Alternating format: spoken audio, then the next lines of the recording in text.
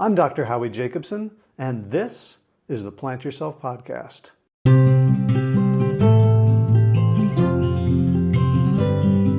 Each week, I bring you a conversation with someone who's making a positive difference in the world. And for my day job, I help leaders and their teams master their mindsets so they can achieve great things.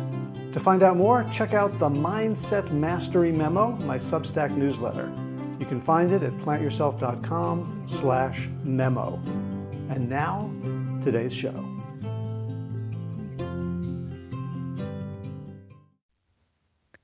So I'm a leadership coach, an executive coach, and I fancy myself a thought leader in the business world. And I write about things like psychological safety at work and great leadership and great teams and great organizations in the hope that great organizations will create positive good in the world. Sometimes it happens, but often really well-run companies like Google and Meta and Microsoft end up doing evil. And so I got to wondering, is there something about the advice we give and the guidance and the coaching that we provide to people that's somehow missing something important? So to answer that question, I turned to my friend Keith J. Corbin, who's also an executive coach, and we talk about the type of management advice and leadership lessons you're likely to get from people in our class of executive influencers, and what's wrong with it and what's missing. And I hope you enjoy this conversation as much as I do. Without further ado, Keith Corbin, welcome to the Plant Yourself Podcast. Thanks for having me, Howie. I'm really excited to be here and to get a chance to talk with you. Likewise. Let's start by introduce yourself, set the scene. Sure. I am a leadership coach focusing on really directors to VP and tech roles. And that's where I spent most of my career, a 25-year career as an engineer, product leader, and business development leader at multiple high-growth startups, as well as some larger public companies. And so now I'm helping leaders in those types of roles navigate the complexity and the contradictions that come along with trying to lead a team while also trying to manage your superiors and making it all work. Cool. So I have to say, if I were the audience listening to this podcast right now, I would think this is going to be boring. And I promise you it's not. And one of the reasons I know it's not is that you are my favorite commenter and poster on LinkedIn, bar none, because of your sort of right angle take to so much of like the heartfelt wisdom that people like us tend to put out into the world about kindness, about empowerment, about inclusiveness, all of the themes that the sort of leadership coaches put on carousels and put into the world and talk about. You like, dance in with like a swordsman and sort of pop these bubbles and make me realize, whoa, there's ways in which I have been ignorant. There's ways in which I have been, in a well-meaning way, supporting structures that are unfair and unjust. And that's kind of what I would love to explore with you today. So first I kind of want to ask you, like, when did you become aware that the standard wisdom around leadership and inclusion and lovey-doveyness and, so lowercase kumbaya was covering up something a little bit rotten?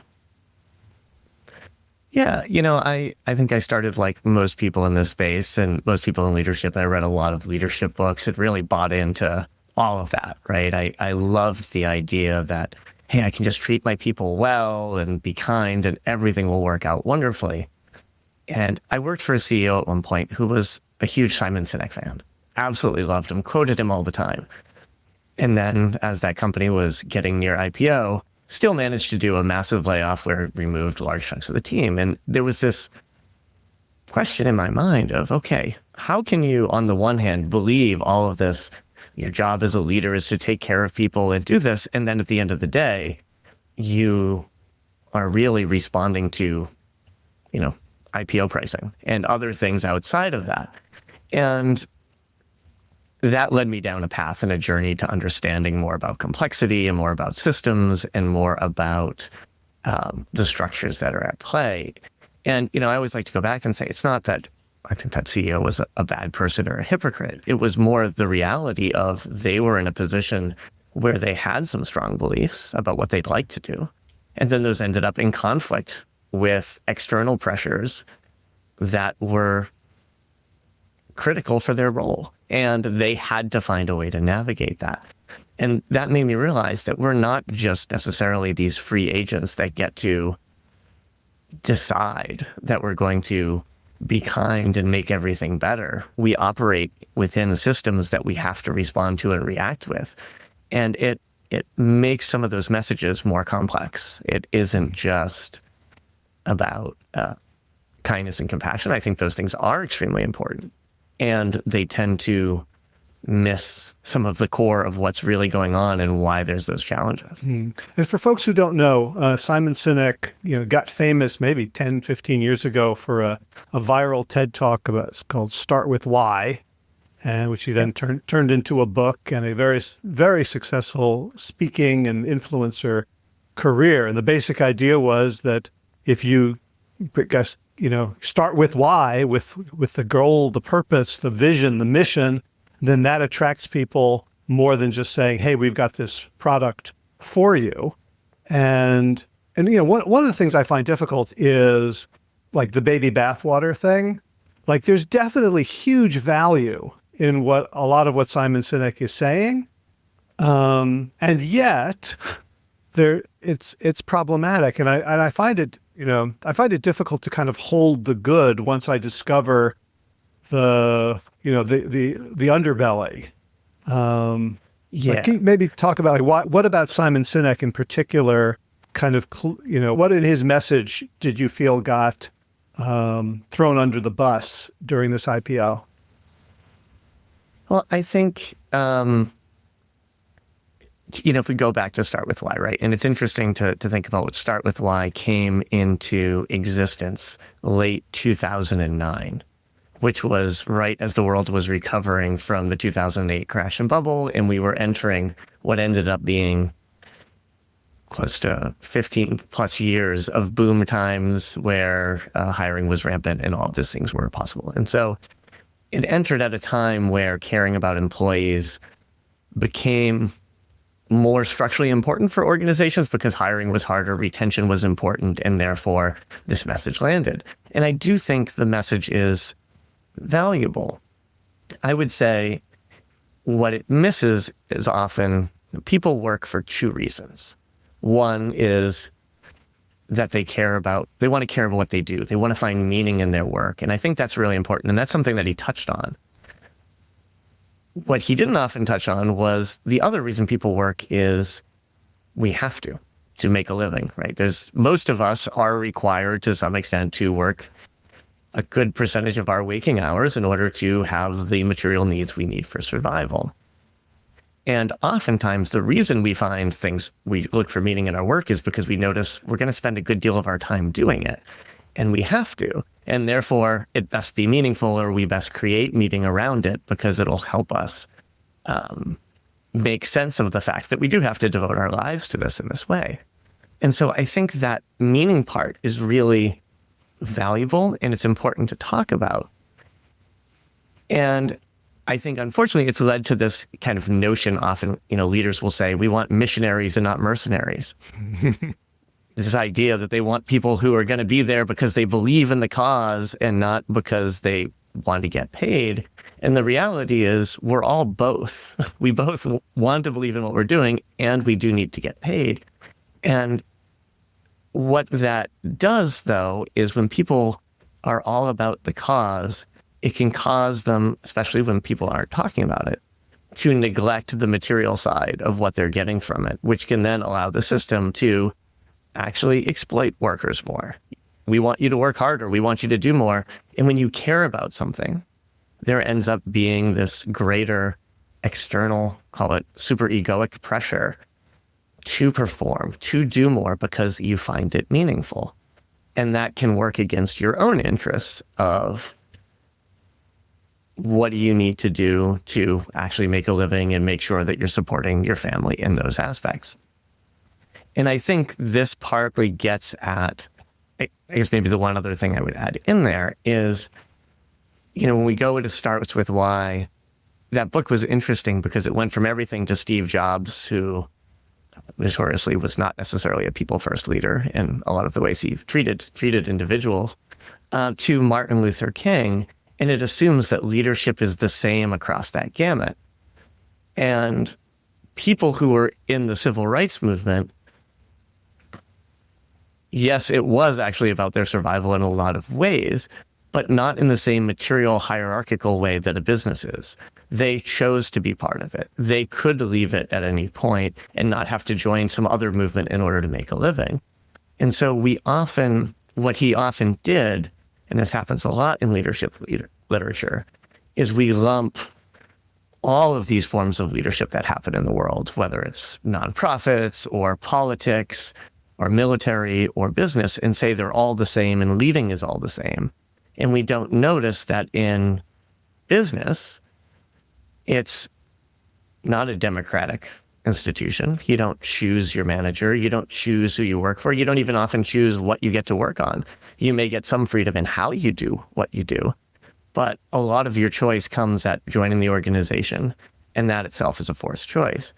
And so when Simon brings all of these things together and makes it one and says it's all about meaning, he's missing that nuance. And in that nuance is where these structural issues come up, right? And to tie this back to the CEO, I think he maybe did want to see himself as that leader that people chose to follow and were there.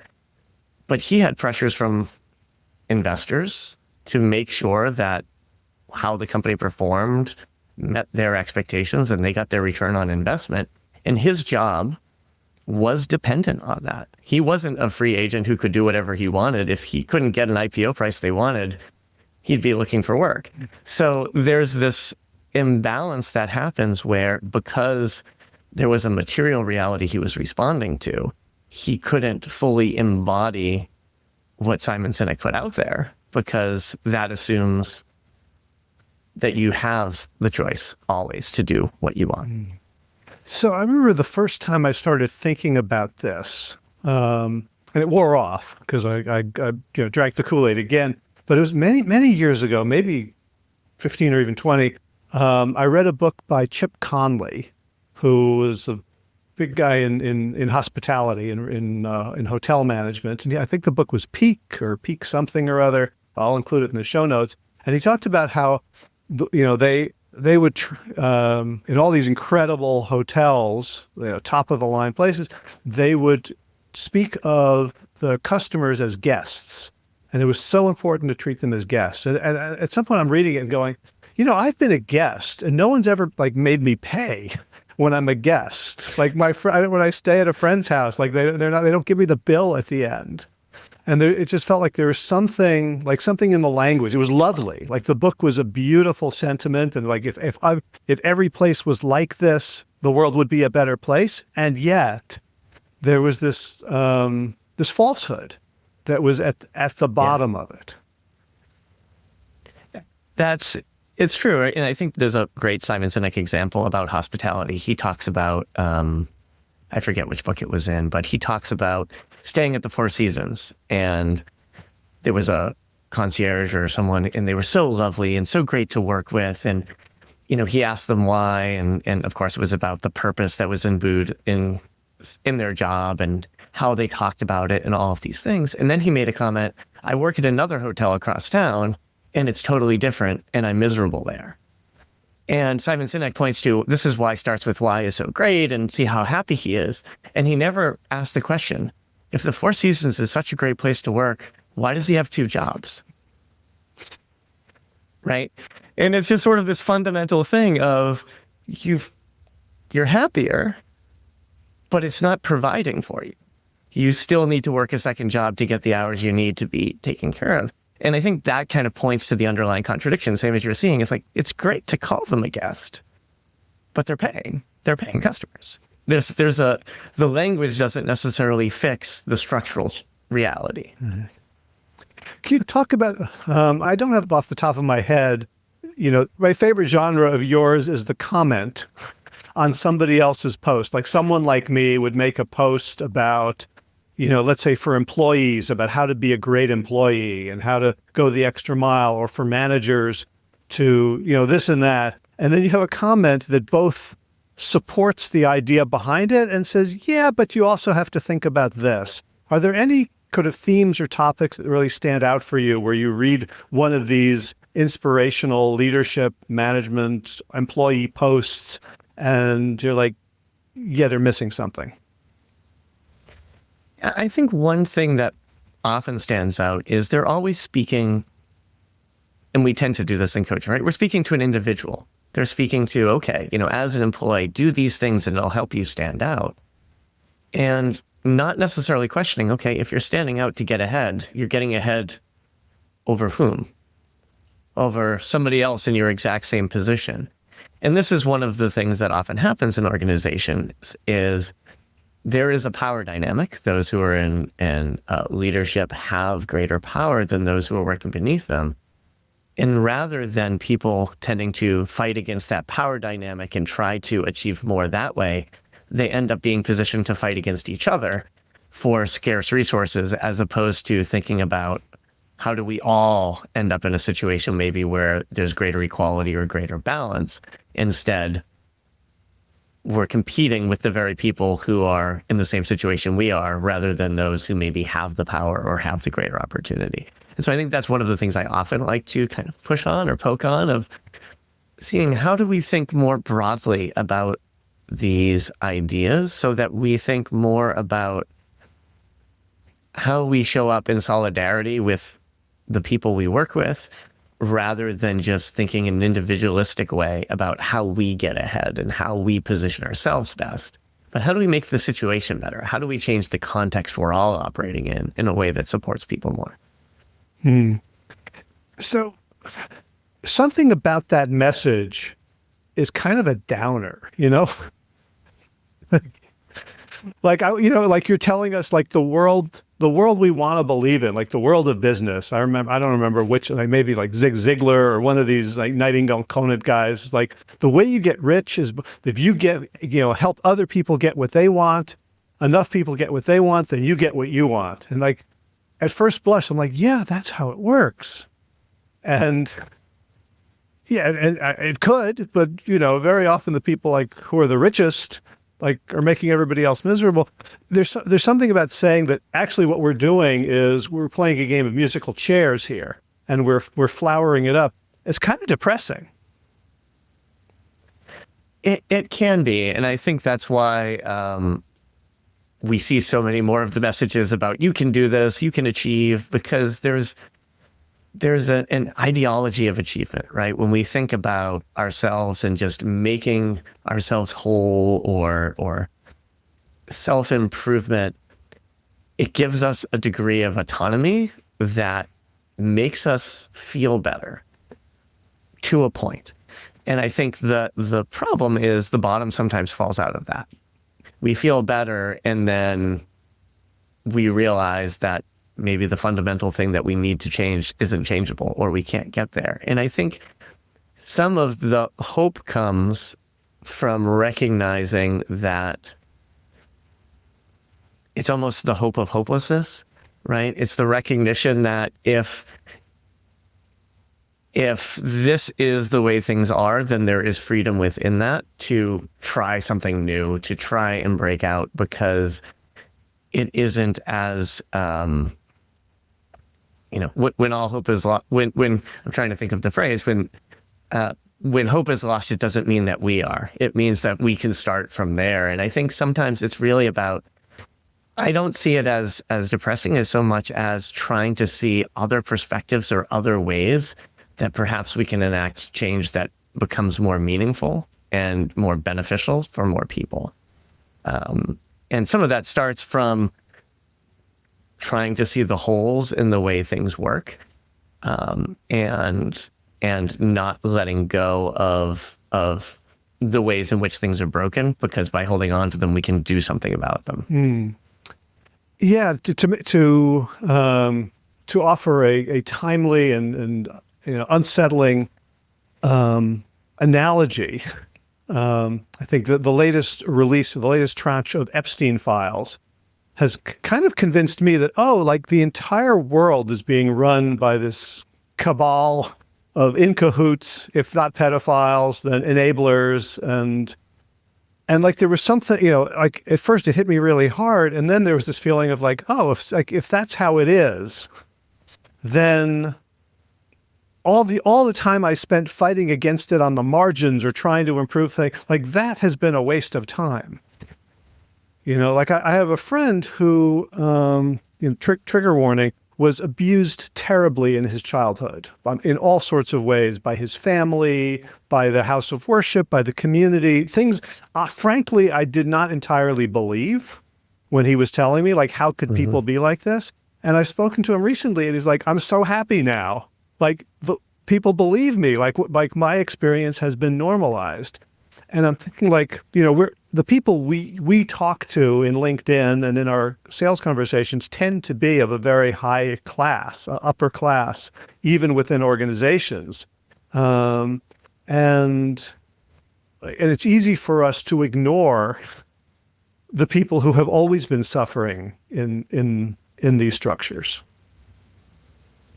Yeah, I think there's this notion of disavowal, right? Where we know, on some level, we know it's true, and we get that almost gives us the freedom to ignore it, right? Is sort of how this works. A great example is climate change, right? Most of us know that it's true, right? If we continue doing the things that we're doing, the climate situation is only going to worsen. And because we know it, we feel good about ourselves, and we say, great, I recycle. It's like, okay, well, that's not actually going to change. That's not the change that we need for this to really change, right? Yes, it's good, it's valuable, but you're working on the margins, as you said. But it allows us to feel superior because we can then point at those people who won't even admit it's true and say, well, we believe it's true, and we're doing something, and they don't even believe it, so we're the good ones here, rather than recognizing we're still not really changing anything in a dramatic way that's going to solve this problem, right? It's going to actually take a much more concerted effort. And so there are points where you need to poke holes in that feeling of, by doing things on the edges, we're making it better, so that we can realize, okay, what has to happen can't be on the margins. It has to be a little bit more fundamental and structural. And now we can think about what that takes. But I think disavowal is a very comfortable position to fall into, because it's easier to say, like, those things are true, and, we're doing, I treat people, I treat people well, so it's fine. It's like, well, okay, but if there's massive, rings supporting pedophilia for the elite, like, you're not really solving that by treating people nicely, right? So I think that's the element of how do you break through that recognition that some of the things that need to change tend to be more fundamental, and to be able to confront them directly, rather than thinking that by operating them on the margins, we're making the difference that we want to see. Yeah. I mean, that reminds me of, over the last, say, 5 or 7 years, the rise and fall of social justice movements within corporations, from Black Lives Matter to Me Too to DEI. Like, at this point in time, they've all been jettisoned. And, and the people who made their living doing them were, they're told, like, don't talk about diversity, talk about, like, strength together. Like, right? Those things for their own sake are no longer valid, which means they never were important. And I think they often operated on the margins. I think oftentimes, unfortunately, the DEI movement was less about decreasing inequality and more about making sure that inequality was evenly distributed, right? And the notion of, if we only have the right percentage of people of the right races and the right positions, everything would be better, rather than what if everybody had the same opportunities and a working wage and all of these benefits, which then naturally helps everyone. And there's been some critiques on it of, the people that are often helped by those movements are those that are, in the middle class already, and it's not really evenly distributed. And so I think that's what it comes down to is, how do we think bigger scale about some of these movements so that we don't settle for a DEI movement that it did some good things. I think there were opportunities that were created from it. I think it was positive, and it ended up being on the margins, and it ended up often being tied to, if we're more diverse, we're going to be more profitable. And the moment you either say, hey, we're being profitable and we're not diverse, we don't need it anymore. Or we didn't hit the profitability goal based on diversity, now we can cut it, rather than basing it on a fundamental belief that, no, there needs to be a greater equality in how we operate and how we show up. And that is the end into itself. And now we can operate differently with it. And so I think I was very disappointed to see all of the cutbacks on DEI. I think it does create an opportunity where, when we build it back, how do we build it back differently and in a way that can be even more impactful than the first go was? Mm-hmm. Yeah, this reminds me of sort of like, protest movements and change movements going back forever. Like, are you the revolutionary or are you the evolutionary? Do you work within the system? Are you then greenwashing the system? First wave feminism felt to me, as I grew older, like, oh, so women can now be as bad as men, as opposed to can more caring, nurturing values inform our world? And I still don't know the answer to any of those questions as to, how progress really gets made. And I think it's an important point, though, right? It's the having more women in leadership positions is supposed to be a change of that. Great, like more caring, more empathy, the things that traditionally women have been better at. And instead, it's had women shift to try to behave the same way as men in those positions, and didn't change some of the underlying things. And I think, I think the questions really come to, what do we want to see and how do we help to get there? And I think this is, we could talk a little bit about AI and some of the changes coming. I think some of those things may help shift a view towards, how we look at job precarity and how we build systems that can support people. Because I think it is more about, it's going back to the French Revolution, right? The equality, liberty, and fraternity as sort of key fundamental beliefs. And I think over time, all of those have slipped away, where freedom has been exchanged for choice, and solidarity has been replaced by individualism. And I think equality has disappeared, generally speaking, or it's been replaced by an even distribution of inequality, right? And so I think there is a way of, how do we find our way back to some of those values around what it means to have dignity for people and dignity at work, and to really have freedoms and connections and a collective view, rather than really just individuals trying to get ahead. Got any other favorite sacred cows, as well as this, the fight over scarce resources? We get a few more of these before we start like the upward trajectory of positive opportunities. Yeah, I mean, maybe one we could talk a little bit about is just ideology in general, right? And how we have been locked into this viewpoint of individual improvement, right? And this is something that's interesting as a coach, right? Because I'm in the business of helping people improve. And, oftentimes we don't question the context, right? What does improvement mean? Every organization is different. Every place in life is different. There are different ways, what does it mean to be the best leader? Well, that's very contextual for the role in the company and the people that you're with.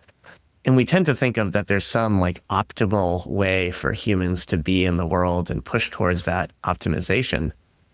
And this gets into this push for achievement, and a lot of that then locks us into individuals and how we see ourselves as growing, rather than seeing the way that we're all connected, the way that we form as individuals is created by those around us and those that we're influenced by. Oftentimes I'll see people say, like, the way to be successful is don't care what anyone thinks.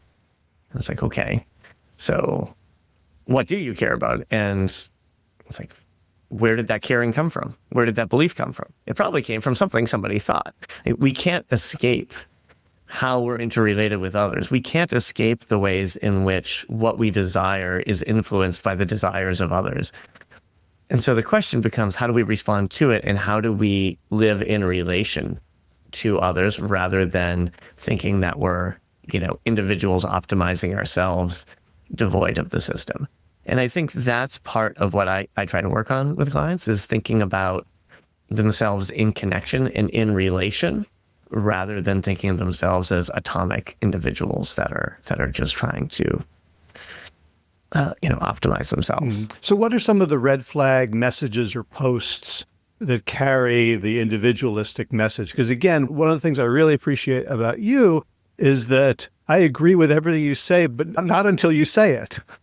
And like, oh, I didn't see that. Like it's for me, it's really a form of, bubble bursting, and me then feeling more in integrity and now understanding why. Yeah, I think some of it comes when I see anything that's posing itself as universal advice, right? As if there is some sort of universal answer. And I think, one thing, one idea that really struck me when I learned it as important is the universal, this idea that, all workers or all leaders should do a certain thing, is never really about something that's best for everyone. It's usually one particular case that has been turned into the universal, right? It's been something that's been stretched to that. And so when I see things that are trying to pose as, everyone should do X, I'm always trying to drill in, who is the particular that's being taken to be universal? Because it's usually representing some power structure, somebody who already has authority, or somebody who already has a privileged position that is now being put in a position to represent the whole, and everybody should do what they do, without recognizing that that privilege that they have is based on power structures and biases and other things that are built into the system. And so that universal advice won't work across the board for everyone. Someone may say, this is how you best stand up to your boss. And great, that may work if you're in a position where it's easy to find your next job if they don't like how you posed it. If you have a lot of social capital within your company so that other people are going to support you and have your back. If you have an upbringing where speaking truth to power was something that you always felt comfortable with. There's a lot of things that go into that belief. And often it paints the picture of a fairly, upper middle class white male who then can go and do these things without recognizing that not everybody's lived experience has been the same. And they may not be in a position where they can do the same thing in the same way and have it be received the same way as this other person. And so that's one thing I always look for, is when I see things that are universal, I try to pick out who's the particular person they're really addressing, and what is that saying about how they're seeing power and structures that are revolving around this. And that's one of the things that I first picked up on as a critique of Simon Sinek, is that he's chosen a bunch of examples that fit his thesis really well.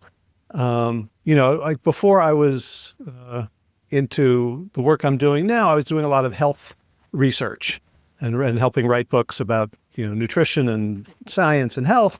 And I finally realized, I think Peter Bregman, our mutual friend, kind of told me, like, he doesn't trust business books that have research in them by and large, because it's always like, okay, let's pick these 20 companies, like the Tom Peters In Search of Excellence or Jim Collins. You just pick a bunch of companies that already prove your thesis. It's like in health research, that's called a bad study, right? You want to do something prospective where you get like 1,000 people in condition A and 1,000 people in condition B, and you don't know what the outcome is going to be in advance. And then you see how the different treatment options or variables lead to different outcomes.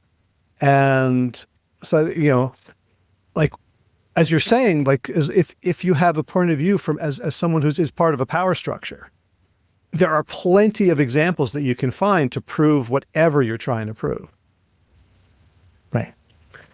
You can find examples that make it work. And I think calling it research, I think, is always a little bit questionable. I mean, it's looking for examples that find it. But your point is important, right? Scientific research usually is about coming up with a hypothesis, something you believe, and then figuring out how to disprove it.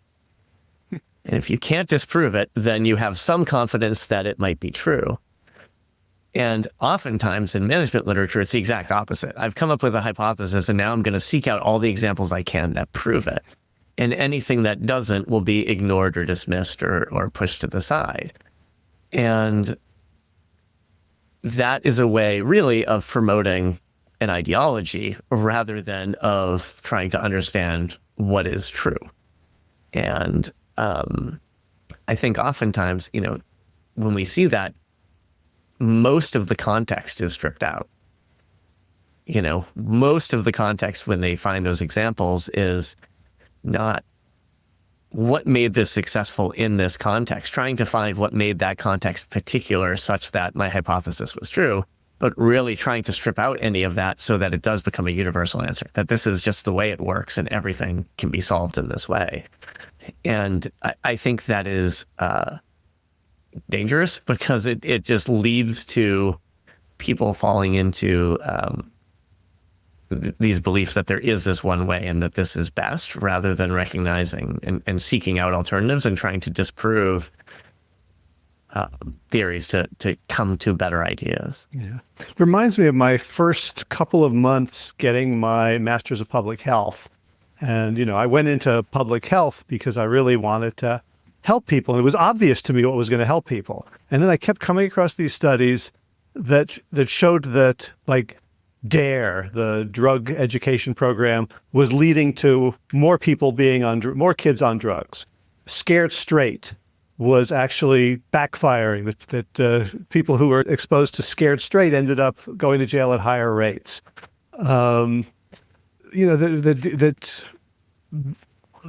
many of these programs that people passionately believed in, when someone did actually put them to the test, proved harmful, and it didn't change anything in terms of allocation, whether it was, abstinence, sex education. Like, the people who believed in it regardless of whether it worked or not. I'm curious what that shifted for you. Like, when you started noticing that and you saw, like, okay, these studies are not showing what they think. What did that change in your approach as you move forward? I mean, it made me angry at first. Like, I didn't want to hear this. Like, like, I'm just a boy whose intentions are good. Like, obviously, like, I was, at that point, I was trying to figure out my master's thesis, and I was going to work with a summer camp for at-risk inner-city youth, and I wanted to do this whole thing on AIDS education. And I was, upper middle-class white male, coming in with all my attitudes and beliefs, and frankly, I was insulted that people were pushing back on it. I said, "Don't you know how important this is?" And when I started, like, this just started softening me. I mean, it's a lesson that I'm frankly embarrassed how many times I need to keep learning in my life, that I'm not always right, and that there's huge swaths of perspective that I have not even considered. Just the last couple of weeks, there was a very influential article in a certain sort of neurological, psychological space debunking, in quotes, the polyvagal theory. And I've been seeing post after post after post about this, and it's almost all coming from women, coming from neurodivergent people, coming from people outside of Western cultures, coming from people of color. And I'm like, all the people that I have been studying and quoting have been upper middle class white men for whom English is their first language. And like this is 2 weeks ago. And I'm like, why, how many times does that have to happen before I start asking the question, whose voice am I not listening to here and what am I missing? Yeah. And it's easy to fall into that trap, right? And I think it's important to recognize too that it's not necessarily this individual failing that most of the voices I listened to were Western white men, because when you look out, that's what's being presented to you. That's what's most available. And, part of this is where kind of the systems thinking comes in, right? It's making it easier to do those things. It becomes increasingly more difficult to seek out those other voices. And that systemic awareness allows you then to start recognizing that the system is making it hard. And okay, I'm going to go and seek them out because I can do some of that. But I also need to figure out how to make these more available to more people, because if it's reliant on every single human, like combing through 300 papers to try to find one that wasn't written by, a white man, then nobody's going to get there because nobody's going to take the time to do it. And so it's not just about individuals being willing to make that effort, but how do we change it such that it isn't so much effort for those sources to be found? How do we shift those systems and how do we make those things more visible? And I think that's part of it. You can go out and, the advantage of the internet, right? You can find anything. You can find those writers if you have the time and energy, but you have to know enough to do it. And they're not going to be the ones that show up first because they're not the ones that are feeding into the common way that the system is built. And I think that's part of it, is to see too, where it's not that individuals can't do anything to do it differently, but it's not an individual failing that we don't. It's recognizing that the system has made it harder to do those things. You just made me realize that there is something so deliciously ironic about how I have been coming across them. It's because my algorithms, which are designed to outrage and inflame me, have ironically brought me to these people. Like, you spend enough time with Bessel van der Kolk and Peter Levine and Stephen Porges, and then eventually you start getting women and queer folks and people of color, and I could feel myself getting more and more radicalized by these people because of the capitalist impulse to keep me scrolling, because I'd consumed as much Peter Levine as I could consume in one lifetime. So now they got to give me something else. Yeah. And I think that is always one of the questions, right? How do we use the system as it exists to fuel the changes we want it to fuel, right? I don't know that doom scrolling will eventually get you there. I don't know if it's the best way. But finding those opportunities that are hidden within, right? And that's one of sort of the resiliency of capitalism and what it's made it so successful and provided such growth that it's provided, is that it's found ways to take the critiques of it and fold it into the system itself, right? I mean, if you see my bookshelf behind me stacked with all of these books, it's like, how many of those books are about, not consuming, and yet there's a stack of them on the back shelf, right? It's like the very system itself encourages the things that should undo it, but because they're built on the same system, they only proliferate it. They only keep it going. And so, yes, you'll eventually get there because there's no end to the internet, and eventually they're never going to stop wanting to show you something. Twitter is never going to say, "That's it for today, Howie. We have no more content for you." They'll find something that's going to keep you going, and maybe there is something in that of the possibility that it opens. Yeah, it reminds me of, I think Michael Moore was talking about why they let him make movies that are so antithetical to capitalism. He says, because I make people money. Yeah. Right. I think that's the beauty, perhaps, or the amazing thing about the system is it allows for critique to it. It just fashions it into commodities that can then be bought and sold and continue to do what it does. Yeah. Well, yeah, maybe 10 or so years ago, I was convinced that like the answer to our societal problems was psychedelics. Like I thought we should start by putting psychedelics into the water supply in Congress, and like people were going to have these mind-blowing experiences of oneness, and then all, and as psychedelics have become almost mainstream, I'm now convinced that they get converted to capitalism much more than capitalism gets converted to unity and oneness.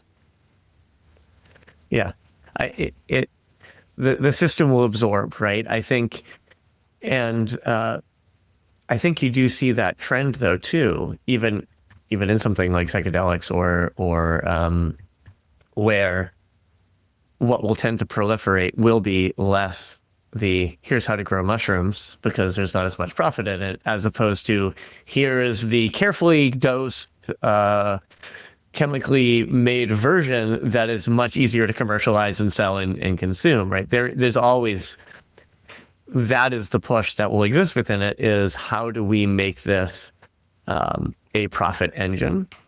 And, is there profit in oneness? I think they'll seek it out. They'll try to find it. The system is designed to make it work, right? To extract from it what it can. So you work with people who are in the system and who are, choosing, in quotes, to stay in the system. Like, I have many days where I'm like, I just want to find a plot of land and grow everything myself and like opt out of the entire, structure and just live off the land with a commune. I haven't done it. I'm not doing it. I'm in front of all my equipment, posting content for, YouTube and LinkedIn and my market. When you work with people who are in the system by some degree of choice and some degree of necessity, how does what you do help them? And possibly a second follow-up is, how does it help them like bring about change, if it does? Yeah, I think part of how it helps is how they relate to the system. I think there's I'll give an example. Recently there was someone talking about, layoffs were coming, and they were feeling, how do I get safe for layoffs? And there was somebody who was sharing all this great advice on the things you can do to make yourself more safe from layoffs. And my response was, you can't make yourself safe from layoffs. It's not without knowing exactly what's going to happen and why, which you probably don't know, right?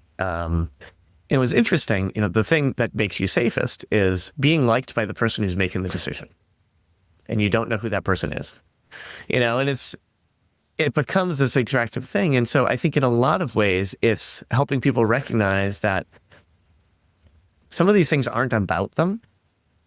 There are things that are going to be going on around them, and it's not even about how they position themselves so much as how do they relate to what's happening.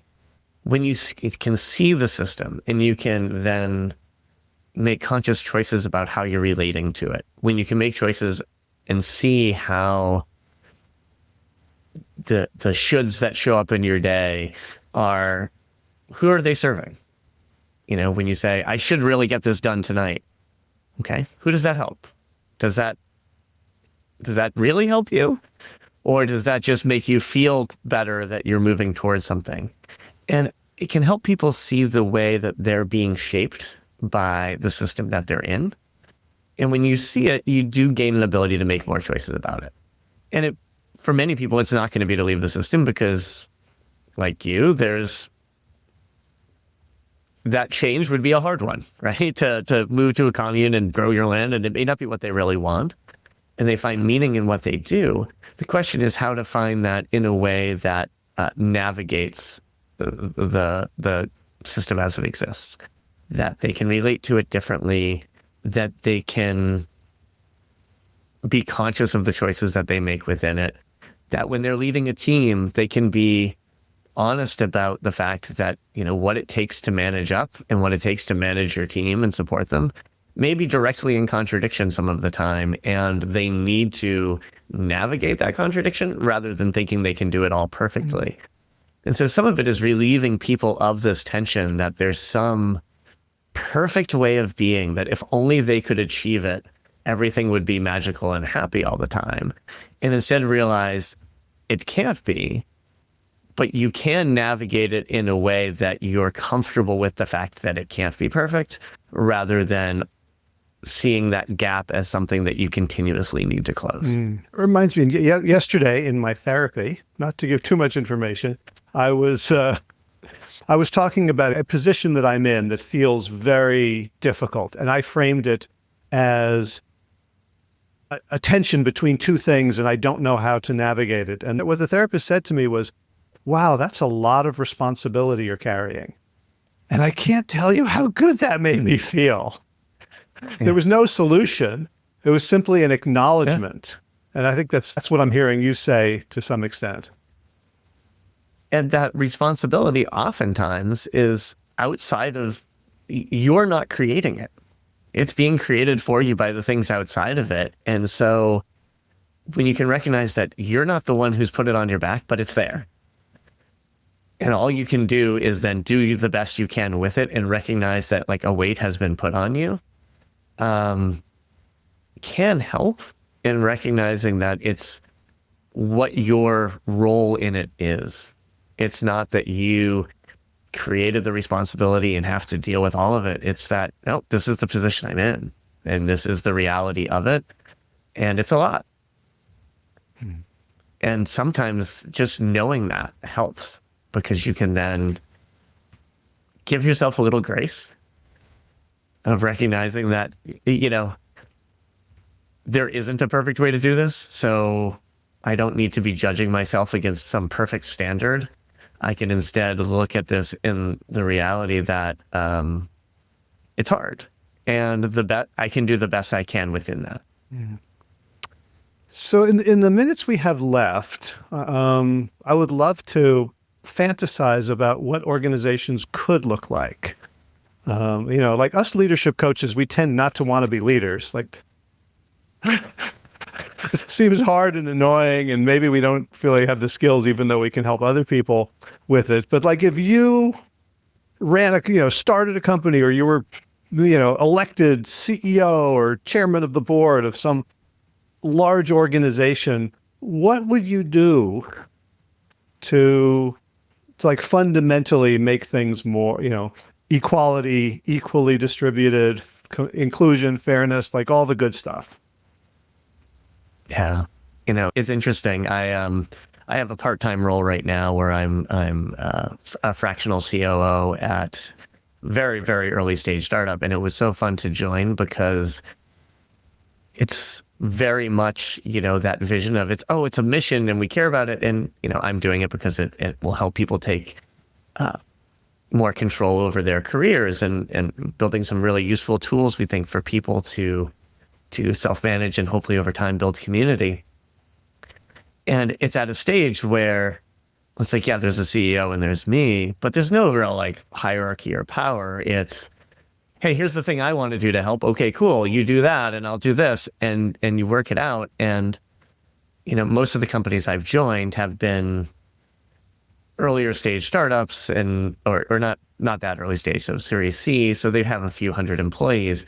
And at that point, there's a little bit of that left, and then it quickly fades into this hierarchy and power structures and that. And so I think there is something about people getting to do the work that they enjoy and having control over their work.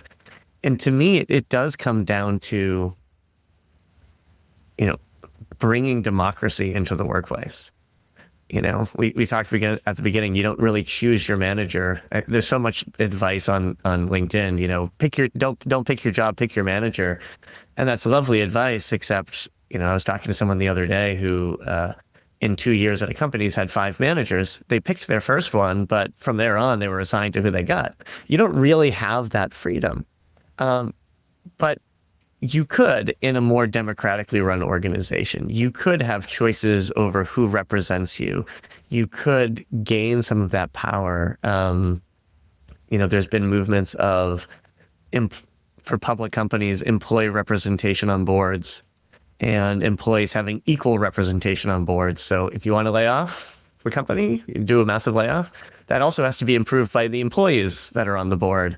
And that creates a different dynamic of employees having say. You know, I think we often think a lot about those who invest capital in companies, and those people who invested their money should have a say.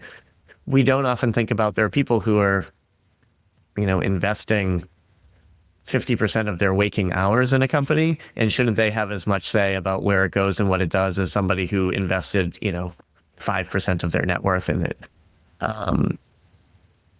So I think that, to me, is part of the opportunity of bringing more democracy to the workplace, giving people more power over how companies function and how that operates in a way that can shift. Now, the thing I always run into is, can that still exist without greater changes outside of the corporate realm? You know, if one company is a democracy, but no other companies are, does that work? Or do you run into contradictions as people try to move?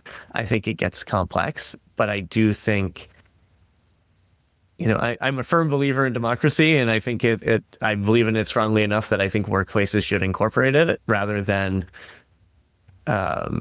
you know, the more totalitarian state model that most companies have today, where it's hierarchical leadership. And even though it isn't necessarily, at least in the tech space I'm in, a command and control environment, usually people are given some degree of freedom. It still is one where you don't really have freedom over your role in the way people think. You have freedom on the margins. You might get to pick which tools you use. You might get to a say in, you know, how your team operates in certain ways, but you don't have fundamental choices on who you work for, what projects you work on, and what you do. And I think there's an opportunity there to give people greater freedom at work and greater control, so that work can be more meaningful for people, and that they can have a greater say in what is a very large percentage of their waking hours. Yeah.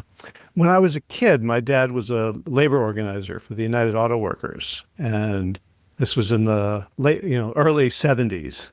And he would tell me, you know, the Walter Reuther and some of the other, you know, the stars of the labor movement, the far left radicals, were telling the big three in the late 60s, we need to build smaller cars. Like the representatives of labor were seeing something, and the heads of GM, Ford, what's the other one? Back then. What is that? I don't remember. Right? They're not so big anymore.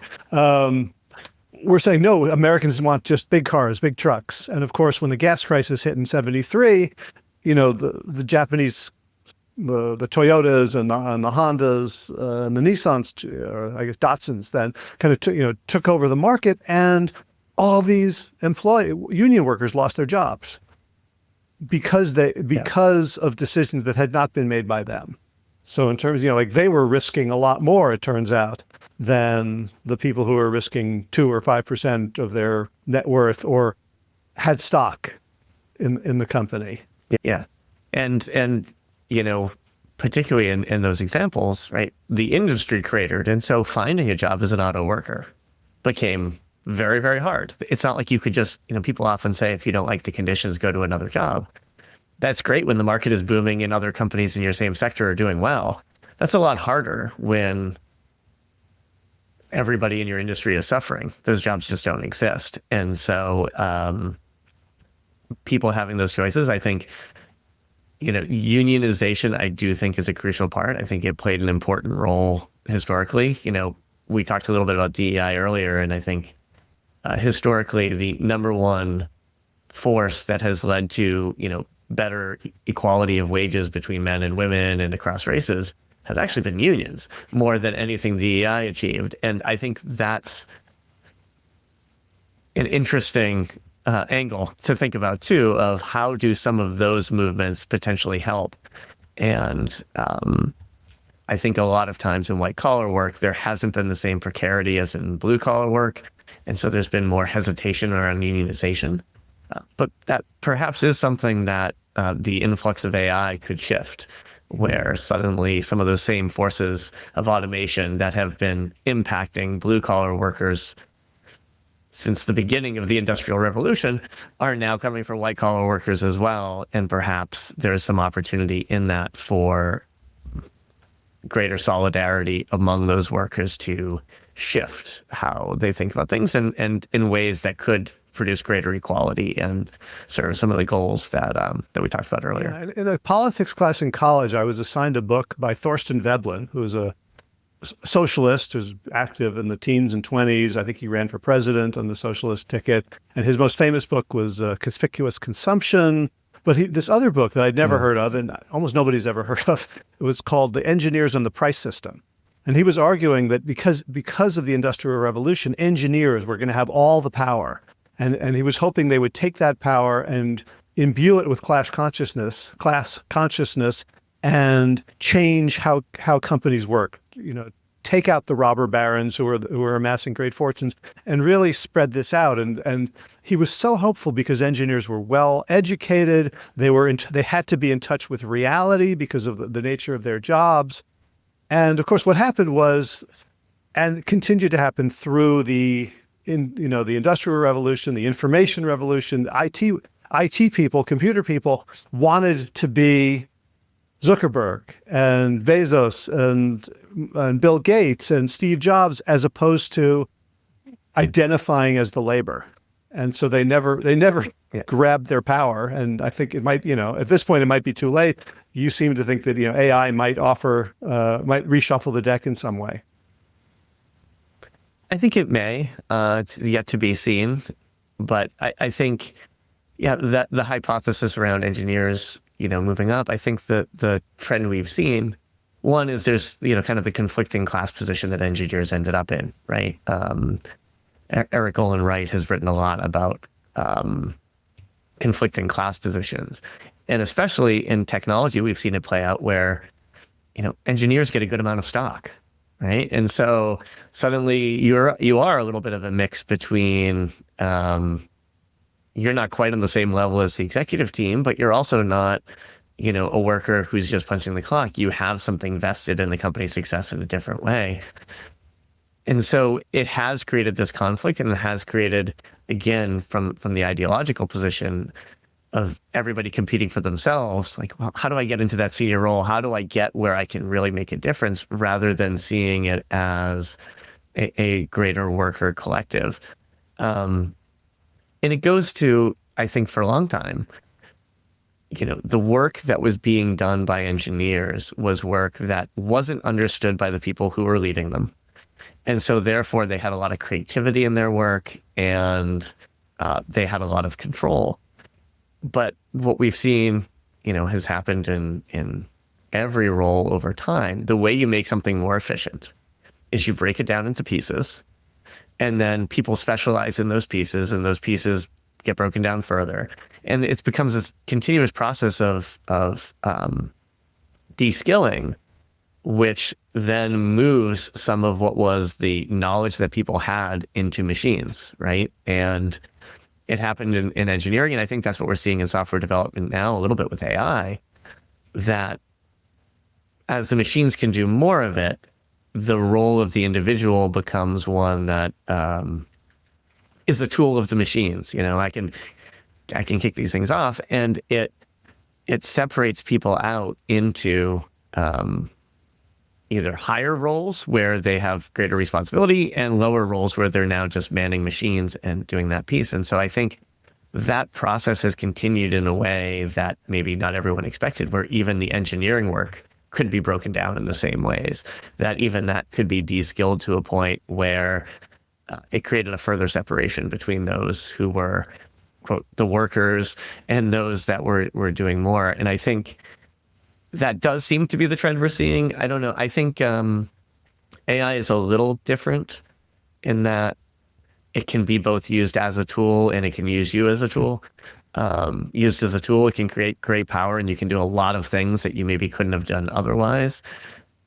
But it could also de-skill a lot of jobs in the same way. And so I think it's going to be very interesting to see how that plays out, particularly as it relates to,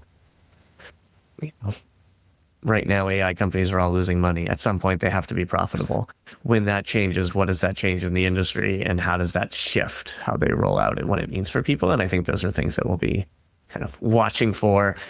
And depending on the direction of that, it could create opportunities for some workers to say, hey, this might be a time where if we banded together, we could change the flow, or at least maintain some rights in the workplace that we're currently losing. Yeah. And I think as we wrap up, the thing that gives me the most hope, and one of the reasons I keep reading your stuff, it's not because I'm just like enjoying, taking down sacred cows, although I definitely do. It's the thing, there's a lot of hope when you nail things the way you do, when you kind of call out what's actually going on. It gives us a certain type of freedom to imagine something else. Because there's a way in which I don't think most people could imagine that organizations could be run differently. Like, how could you have democracy? It would be chaos, right? If everybody voted, or right? But like David Wengrow, who co-wrote The Dawn of Everything with David Graeber, talks about the three freedoms, and they're very relevant here. The number one is the freedom to move, to be able to leave one place and go to another and be received, to have hospitality elsewhere. The second is the freedom to disobey, to refuse certain things without, terrible consequences. And the third is the freedom to imagine and create new ways of doing things. I think, its core, I think that's kind of what you're talking about. I can't remember who first said it, but the first step in breaking out of prison is recognizing that you're in prison. And so yes. I think a lot of what I enjoy about the way you think about things is you're pointing out that things aren't optimal and they don't have to stay that way.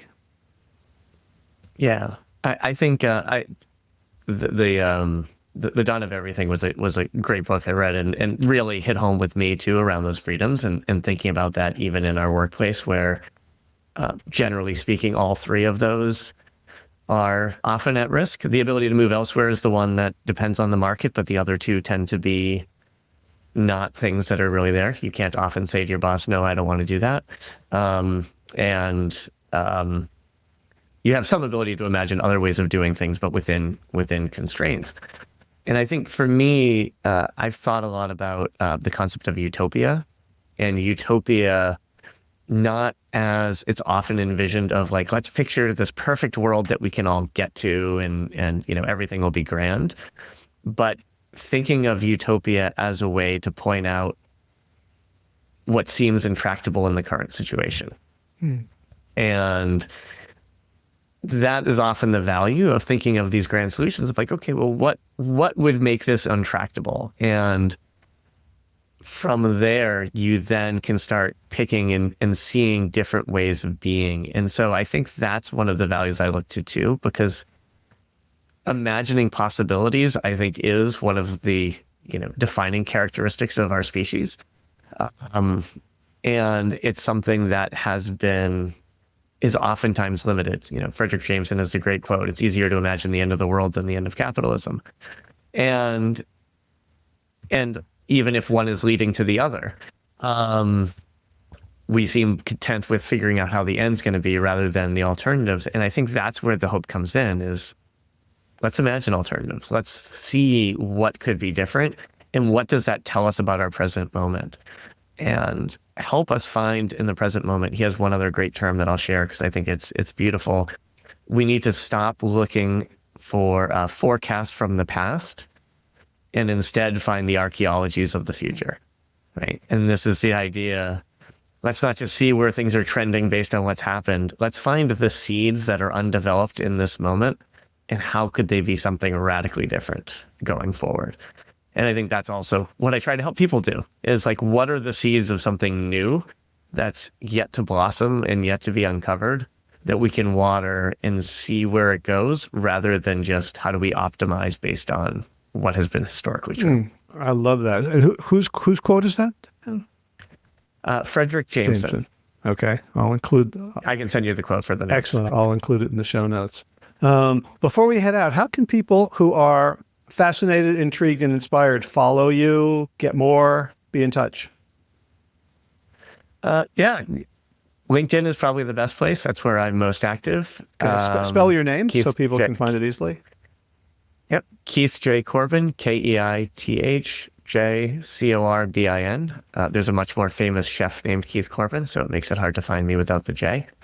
And I also have a website, evolutioncoach.org, where I have a newsletter currently in hiatus, but you can sign up for that there as well. Excellent. Keith J. Corbin, thank you so much for all of the insights and education you have given me over the years. And thank you for taking the time today. Thank you, Howie. I've always learned so much from you, from all of our interactions over the years. And this was another wonderful conversation. So thank you for bringing your stories to us. Thank you for inviting them.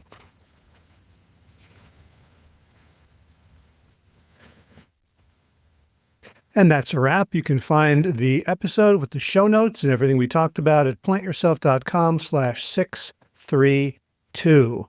So movement news, I am back on the beach doing some workouts, have not done running yet, have not done weights yet, still recovering from whatever twinged and tweaked at the tournament 3 weeks ago in Alicante.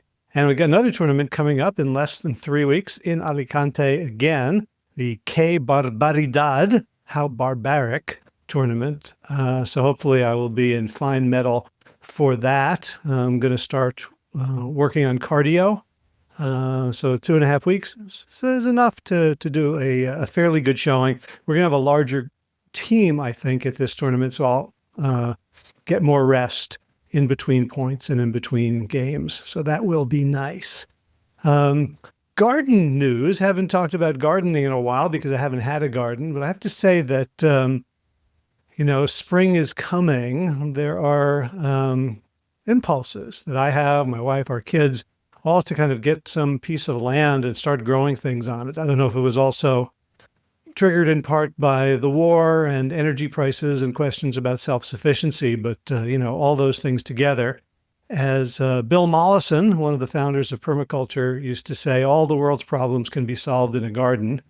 And it might be a little facile, but I think there's something to that, something about grounding ourselves in and of nature rather than standing above it that is speaking to me. So if anybody knows any, beautiful lands ready for cultivation in Spain that could use a loving touch, a loving hand, and we're keeping an eye out.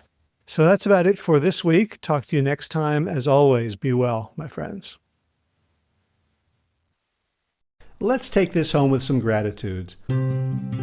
First of all, thanks to Mama Earth. You have been so very, very good to me. Second, Will Ridenauer donated the use of his beautiful song Sabali Dawn as the theme music for this show. You can find out more about Will's music at willridenauer.com. Third, thanks to all the patrons of the Plant Yourself podcast for your financial support.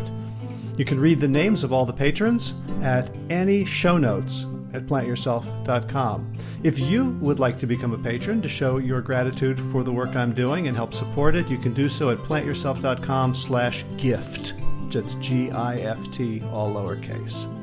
And finally, I want to thank you, the listener, for making all of this possible, for giving me a reason to reach out to people, to have conversations, to edit, produce, publicize. All the stuff that I do is for you so that we can continue to have conversations and continue to ripple out healing and transformation into the world.